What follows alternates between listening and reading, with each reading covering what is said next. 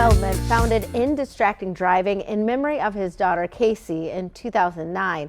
Since then, Joel has been educating students and adults about the dangers and consequences of distracted driving with an aim to reduce accidents. He joins us now with more of his story. Hi, Joel.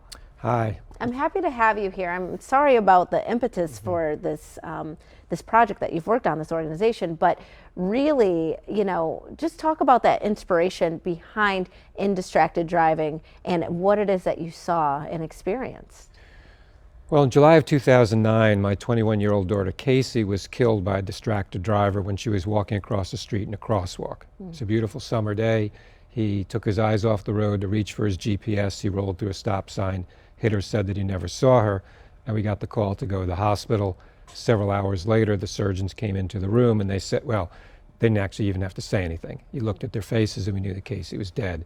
And that changed my world, my wife's world, our family's world, and everyone that knew her, and we're never going to be the same, but we decided that we needed to do something to keep other young people safe and all who share the road. So we set up endd.org.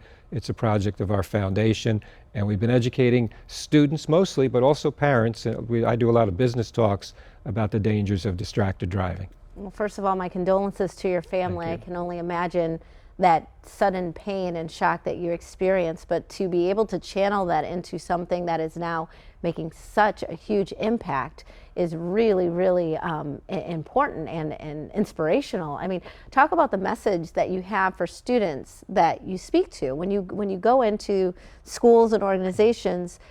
What is that message that you're driving home, and what is their reaction? The students are wonderful. If I could pick between speaking with students or parents at a business and I didn't have a choice, I would say, you know what, I'm going to pick the students as opposed to the parents. Students are open to new ideas. I think when we get older, we think we know everything and we don't really listen as well. But I just want to focus on students if I can for a moment. Sure. Just think about it. I mean, there's going to be so many parents who are watching this, right? Yes. Every parent would say, I would do anything to keep my kids safe. Yet probably 70 to 80% of those parents have driven distracted with their kids in the car. So it's one of those things that people don't necessarily think about, but they should be thinking about it because it has such a huge impact. Absolutely. And you think about it, the teens are the most inexperienced of drivers. They are addicted to their phones, and they have the example of mom and dad driving distracted. So think about the critical safety message. Hey kid, don't drive distracted. But they see it all the time. But it's tainted with hypocrisy. As a matter of fact, if you think about distracted driving, isn't it a story of hypocrisy? I drive distracted. Hey, it's okay for me. I'm a safe driver. I can handle it. But I don't want you in the car next to me doing it. We tell our kids not to do it. We tell everyone else not to do it, but we do it ourselves. And if you ask people in surveys, and they do this, 80 to 90% of people say their biggest highway safety concern is other distracted drivers, more so than drunk drivers. Yet about 50% of us will drive distracted. So again, it's a story of hypocrisy. So when you're coming in and you're talking to these students specifically, you're telling them about these statistics, the fact that, we see examples that we shouldn't be emulating. And what else are you telling them, or what else are you hearing from them? Hearing from them, I think, is the key. The goal is to make distracted driving socially unacceptable, just like drunk driving. Got it. We're not there.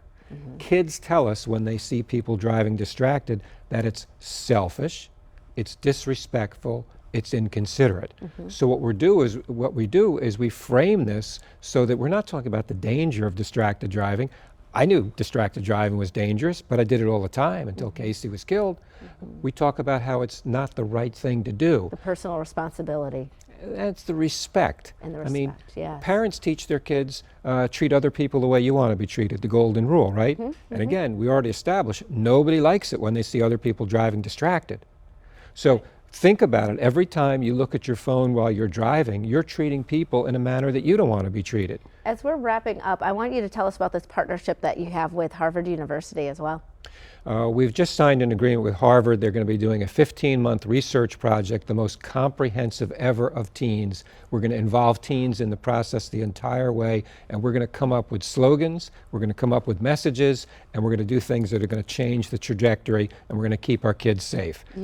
we haven't done enough Yes. to keep our kids safe. We have to do more, and this is going to be a big part of it. You are so busy. You have so many projects you're working on. I see this book as well. There's just a lot that we can learn more. How can we learn more? What is the website that we should check out? It's enddistracteddriving.org. Okay. Simple as that. Perfect. And this book you have here, Sam's Trip to the Beach? Tell Well, us about it it's quickly. not enough to start with high school kids. What we're Yeah. doing now is we're starting with K through 2 kids, and we're having first responders, firefighters, and others coming in, and they're reading the book when they talk about fire safety with the kids. We're Yeah. teaching kids when they see mom and dad to drive distracted, Mom, Dad, I love you, but I Yes. don't feel safe when you drive me and look at your phone. Great point. Thank you so much for being with us. We really appreciate it. And we'll be right back with more Midday Maryland right after this. Stay tuned.